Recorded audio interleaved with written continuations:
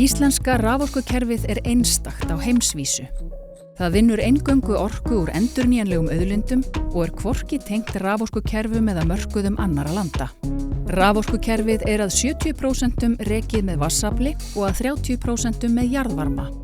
Jarðvarmi gefur stöðuga orku, en vatnsaflsvirkjanir háðar rennsli í lónin sem breytilegt milli ára. Lónin eins og rafhlöður og raforkuframleiðslan sveiflast þannig eftir ástíðum og veðri.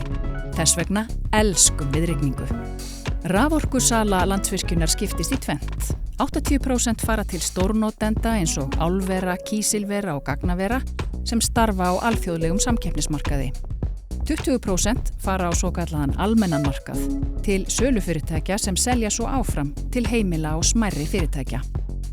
Hlutverk okkar að hámarka verðmæti þeirra endurnýjanlegu orkulinda sem fyrirtækinu trúað fyrir og því hlutverki tökum við alvarlega.